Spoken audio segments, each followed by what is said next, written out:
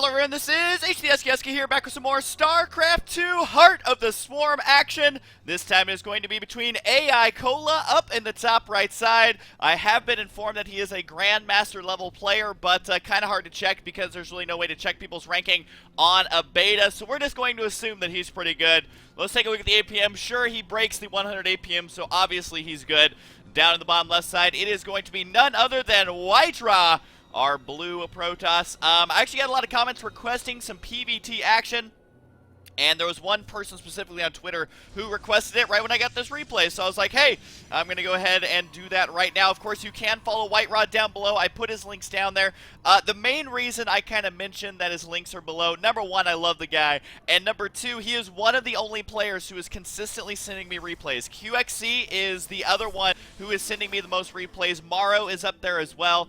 But a lot of the players out there still either not playing Heart of the Swarm or not sending me too many replays. So remember, the game is constantly changing. They're patching, I would say on a daily basis, but it's more of a 1 or 2 times a week. So we'll say weekly basis for now. And this is off the new patch. You can see the Mothership Core right here does cost 100 minerals, 100 gas. So we should be seeing that Mothership Core used quite a bit. It does require a cybernetics core.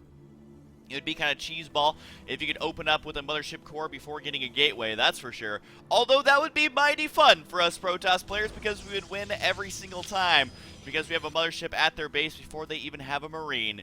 If only, guys, if only. Now, we do have AiCola, got to be going for his refinery. He's got his barracks down already, and what exactly is he going to transition from this into? It looks like probably not a super early expand. He can either get a tech lab or throw down a factory relatively quick on the back of this. Does throw in 3 SCVs almost immediately while he himself is going to be scouting out the main base of Whitera. Is going to see, hey, cybernetics core before Zealot. That's going to tell him potential for an early Mothership Core. You can see that the gas is already going before Cyber Core has even started, so he is going to have that very crucial 100 gas if he decides to go for the Mothership Core. But now Protoss they've got options. Before, it used to be you always get out a Stalker and Warp Gate Research, sometimes a Sentry instead of the Stalker, but either way, those were the only options. Now you have to decide, do I want the Mothership Core right away, do I want to put on some early pressure, or how do I want to deal with this? Because keep in mind that the Mothership Core right now can actually put on pressure. Now, I don't know if the Mothership Core versus Terran's going to be a good bet, but it does look like this probe will spot that there's a tech lab and something on the way. Is it a Marauder? Is it a Reaper? He's just going to have to wait to find out. And honestly, I think it's a good idea to sacrifice this probe to find out, because he needs to know exactly what he's going to be dealing with. But right now he does have the Mothership Core on the way that should hold off any sort of Reaper harass that Cola could be sending his way at all.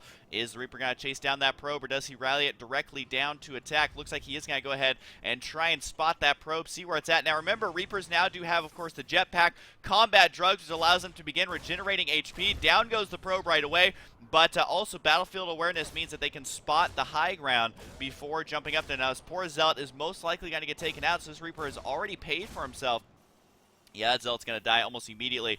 Indeed, he does go down. You can see 50 minerals, 50 gas, so overall this Reaper has paid for itself. But the Mothership Core is like, sup, son, you better get out of here, as the Mothership Core moves so quickly now. I can't imagine this Mothership Core actually staying this quick in the game.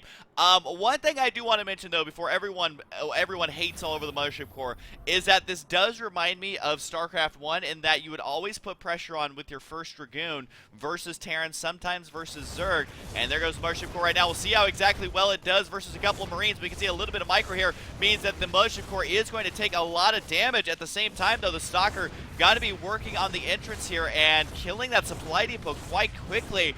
All of a sudden, Protoss have an early harassment unit that Terrans do not quite know how to deal with just yet. Although the Widow Mine here could easily take out the Stalker, and it very well may take out the Mothership Core as well, and down it goes!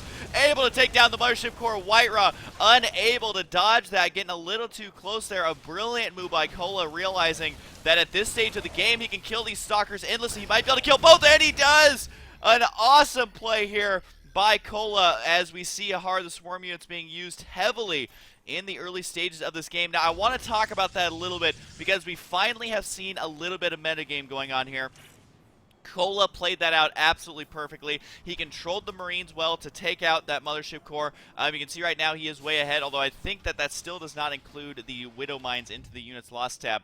But that was really, really cool. It got the Reaver for some early pressure, and then to counter that, Whitera, oh god, he's sending out another mothership core. Keep in mind you can build a mothership core in 15 seconds if you use your chrono boost. I think I'm doing the math right, but either way, it comes out the exact duration of the chrono boost. So that is something to definitely keep in mind here. If we take a look at chrono boost, it does last for 20 seconds, so it might be a 20-second build time, but regardless, that is in game time. So in real life time, that is about 15 seconds. Now he's got to be careful with this mothership core. Once again, a Viking is on the way. I don't know how well a mothership core does versus a Viking. He's got to be careful though of these Widow Mines. Now I love exactly what Whitera's doing because Protoss here have never had an early harassment unit in any way. He's got to be careful to back it up, and he's not going to, is he? Down it goes. Oh, I guess it doesn't get one shot there by the Widow Mines. He does manage to keep it alive. It does bring it down now to 90 HP.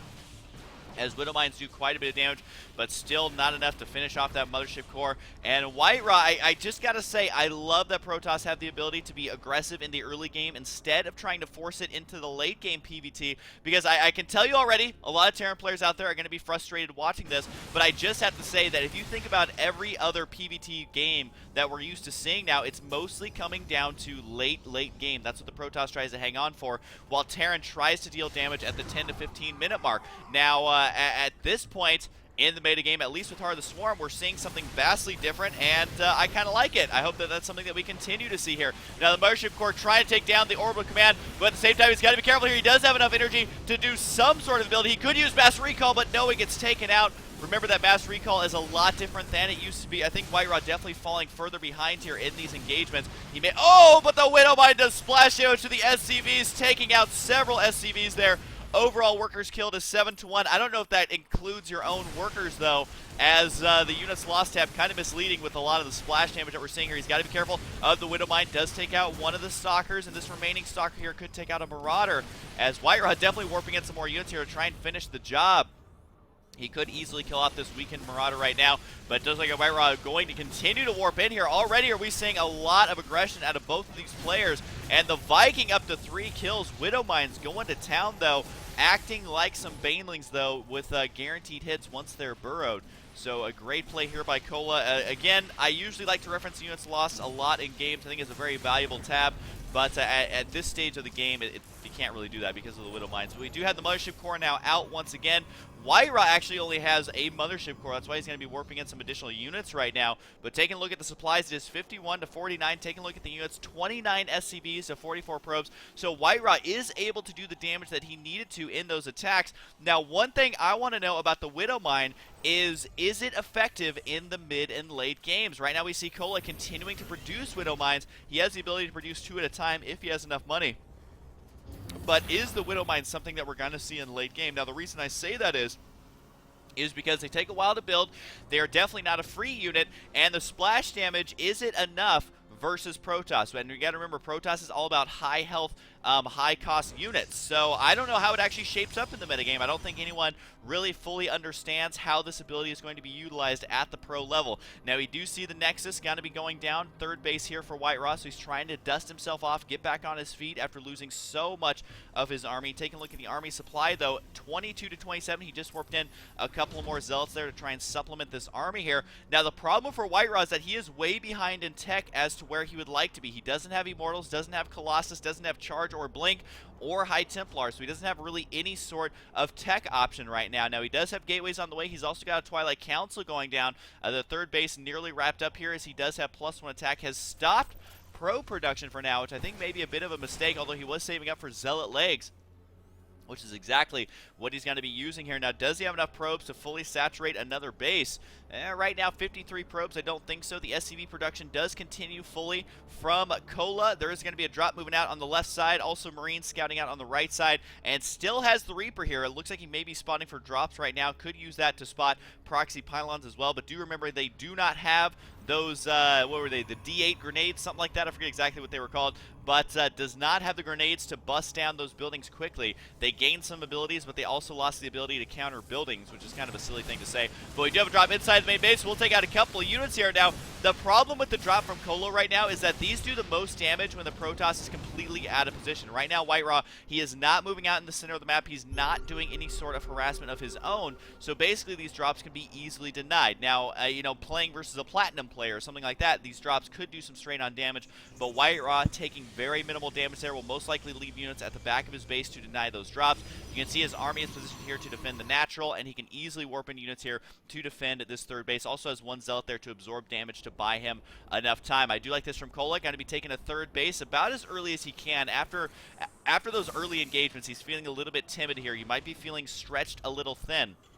And that's something that Terran players have got to watch out for. Now, you have to remember that both these players have opted to take different third bases. We have Whitera taking the right side third base as opposed to the one in the center, which is exactly what Kola decided to take. Now, if he sets up a planetary here, which he does, this strengthens his positioning very, very well. And as Protoss, I think it might actually be okay to take this third base instead of the center one here. So I like this choice by both players because right now this gives Kola a good position here. And the setup that Whitera has allows him to swing back and forth easily to defend all of his bases. He is working on the double upgrades here that we've come to know and love in this PvT matchup, if you're a Protoss fan anyway, because you definitely need double forge upgrades to deal with the Marine Marauder Bio Balls, although right now we do see Kola still continuing with the Widow Mines here, but what is he producing on the back of this? He did just make 6 supply depots, so he's not going to be making any more of those anytime soon, but what's he decide to produce units-wise? It does look like he has the upgrades to Marauders on the way, but really he's going to have to add some units to his army. Yes, he's got Widow Mines here, but this is not a very robust army composition. I think we saw that same Viking.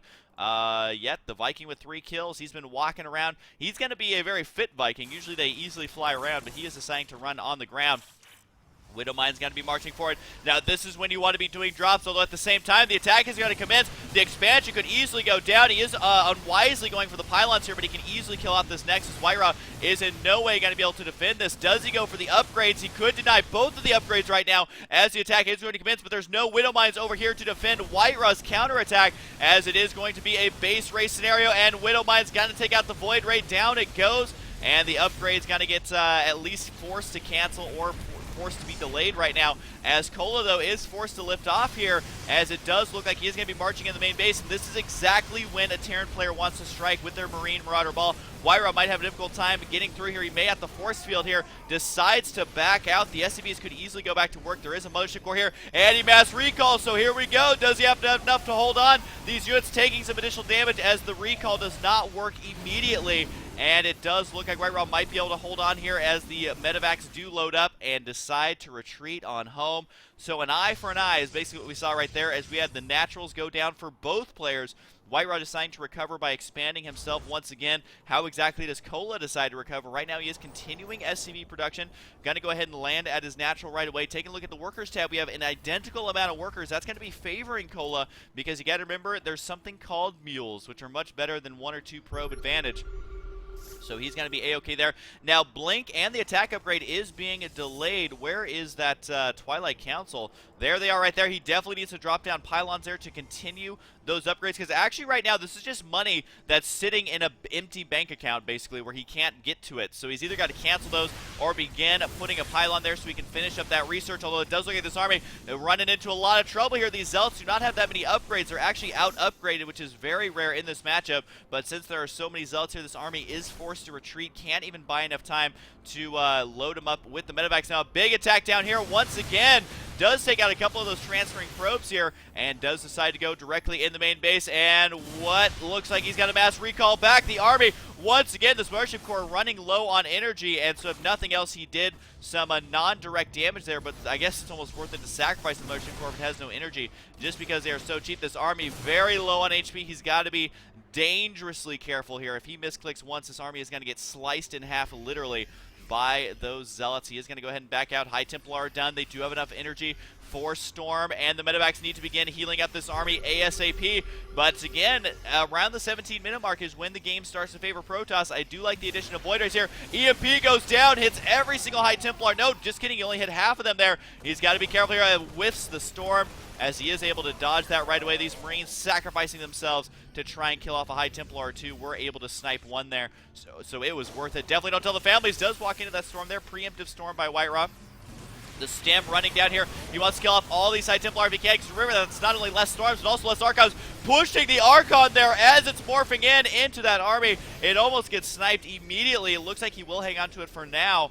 But I don't know if that was intentional or not, but that is something that some of the high-level players will do, is actually push their Archons around just to get them exactly where they want them. This natural up here is finally up, but I wouldn't quite call it running. There's the transfer of the workers right now. And let's take a look at the income tab here. It is going to be favoring Cola right now, as Whitera unable to saturate these bases just yet. He has to set this rally point, also get the warp gates going here, as he has one that has not been upgraded. Finally finishes his blink. Zealot charge, of course, has been done. +3 attack is going to be on the way. Surprised to see less armor upgrades, as he wasn't able to throw down a second forge just yet. You can see he's very low on money. Both these players kind of running on fumes at this point as they try to stabilize once again. Ooh, I like this. Setting up a supply depot wall. That's going to prevent the counterattacks. Also going to be messing with the AI, because if you tell your army to attack, move into this, they're actually going to run down around, because they basically instinctively know that there's going to be a wall in there. So that can definitely mess with the AI if you're not paying attention. A couple units here should get taken out as Cola tries to counterattack on the right side, but he is going to catch a nice glimpse of the upgrades, of the unit composition. He's seeing a lot of Zealots and not a whole lot else. That's actually going to be a good sign here for Cola. If he can find a way to counter those Zealots, he's going to be in pretty good shape. But at the same time, Whitera does have a slight supply lead. Taking a look at the army supply, 114 to 108. The worker supply is going to be favoring Whitera just slightly, which is only going to even out the income here. It does look like Whitera, though, has managed to saturate these bases very effectively. You can see 25 out of 24 there, 3 out of 24 there, but how's his natural looking? It does look like 20 out of 24. And keep in mind that that worker counting, not a station, but that worker count at each nexus, it does update as those mineral patches disappear. So it doesn't always tell you need 24 workers there for one mineral patch. It does get the repair going on. These ghosts should be able to clean up the Zealots quite easily. They do a lot of damage to light units, as the army now does move out on the left side, though the Zealot's going to get cleaned up easily. Although, honestly, this is just freeing up more supply for Whitera to defend with. And where's that Mothership core at? Can he do anything effective? Here comes the surround of these Zealots. This army needs to get out of there, but how do you deal with this many Zealots? It is so difficult as Terran. Maybe using Widow Mines would be the only option to try and deal with them with that splash damage. But the army supplies are relatively even here, I believe. At least the overall supplies are. Keep an eye on the supplies up in the top right side, as he could also load up in this bunker. He does throw 2 Marauders inside, and going to increase their range and also basically reduce the amount of damage they take, because they take no damage in there. So beautiful hold right now by Cola, but Whitera barely hanging on here. The bunker definitely paying for itself. I love this random bunker place here. It will allow him to focus down yet another Archon, and those Marauders finally do not have a safe haven anymore. But the battle's going eye for eye, as I don't know how they have so many eyes, guys, but they so far units lost is almost identical. And if you equate into those Widow Mines, I would say almost it's basically a tie at this point in the game. But what it's going to come down to is that income. Who can supplement their income better? Do we have mules drop down right now for Cola? Not quite that I can see. He does have quite a few idle workers here, though, which he could easily transfer to one of these bases, although he is relatively saturated right now. That Marine trying to take on 4 Stalkers, but it was not meant to be, as the supply depot wall could very well get taken down. He decides to lower it, saying, please come on in, leave my supply depots alone. There's the EMP to clean these out, and the ghost count is ridiculously high right now. 13 ghosts, 3 Marauders, 5 Marines. What an outstanding game we've seen so far. But is Mass Ghost going to be very good? Because you got to keep in mind they do have Snipe and they do have EMP, but that is going to leave the Stalkers and really everything else aside from the Zealots and Archons to be able to clean those units up. I'm kind of curious to see if this actually works out, but I don't know. With Colossus on the way, that's the tech switch that Whitera needs to do. He has Thermal Ants on the way as well.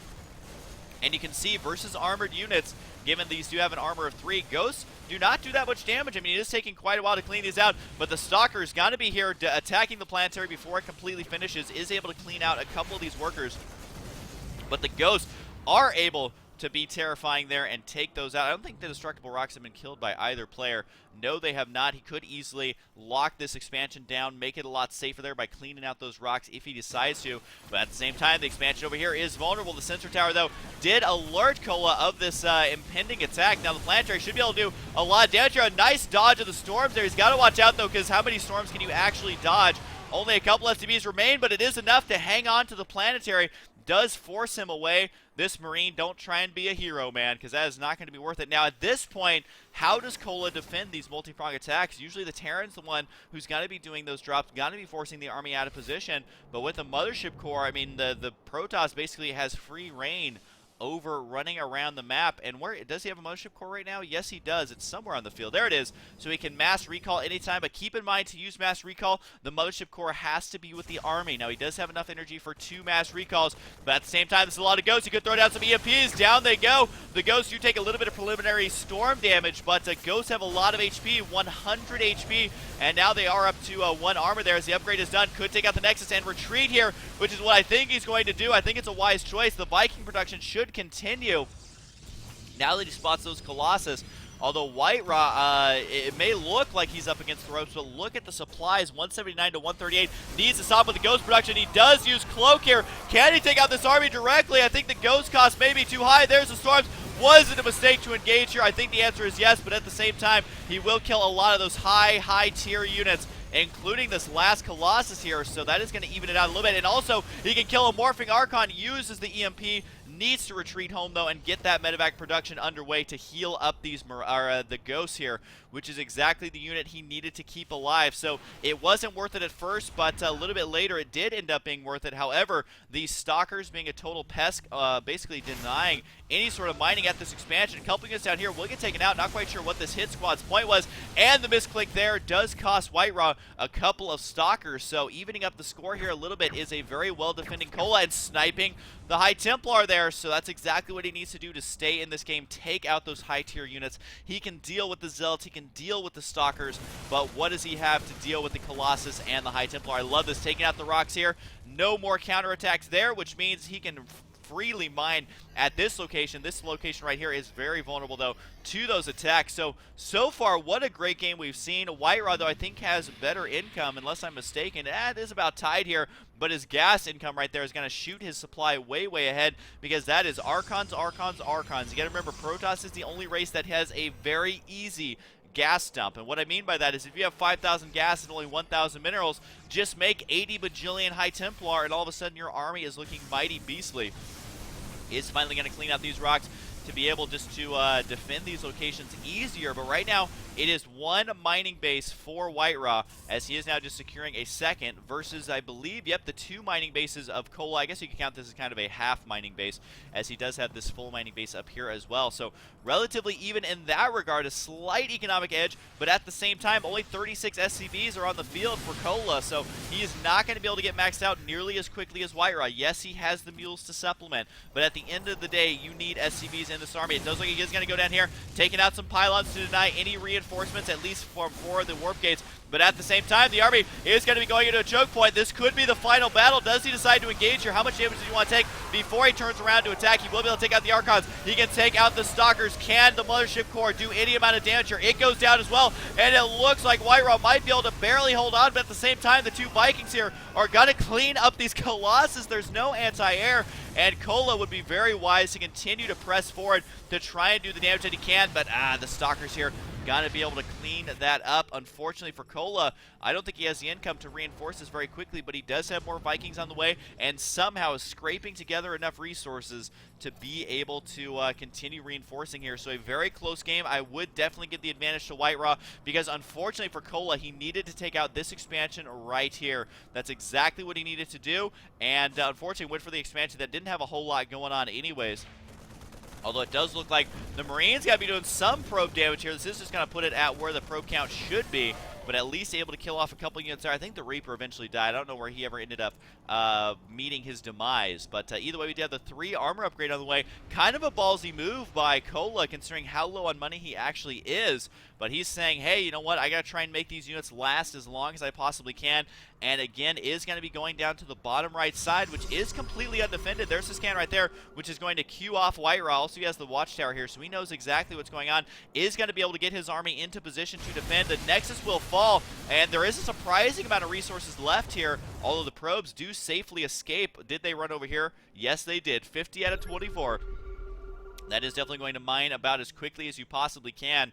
But killing off a Nexus, that's exactly what he needs to do. And this probe's like, hey, where did this Nexus go? He's going to go ahead and drop one down right there, but the Rock's finally getting taken out. The Planetary here is in position to defend, and by in position I mean at the expansion, but unfortunately, the range of it is just not enough. He is at that 6 range. Stalkers have 6 range as well, which means that they can basically lock down behind the mineral line, which is exactly what we saw. Whitera playing very smart here. He actually just got the army out of position here long enough to be able to get a supply lead, long enough to get up another mining base. This is going to be his second mining base, while the Terran player is still only on 1. A couple SCVs are not mining there as well. It does look like these pylons will get taken out. At least one of them will. However, it's not enough damage to not only, I mean, it's not going to supply block Whitera at this point, so really all it's going to do is slow down the amount of damage that Cola takes, but unfortunately for him, he didn't even kill off that other one. So definitely now Whitera played it very smartly. He got the army out of position. He was able to secure another location,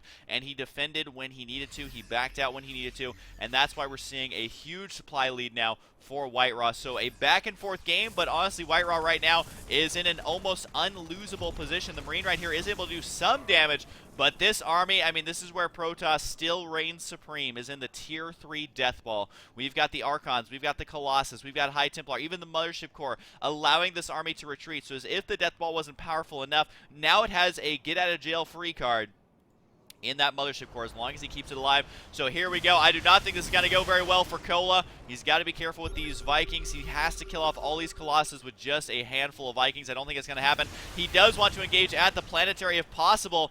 Whitera deciding, you know what, it's still not worth it just yet. Although Whitera is maxed out, we do have a nuke on the way. So if somehow Cola can land a nuke directly on that army, then he could actually get back in this game, but he has to land it right on top of that army. We do have a couple of EMPs going down. Does force the Archon transformation is the word I just came up with. The word is merging that they use. So he is going to go ahead and transform those High Templars into an Archon.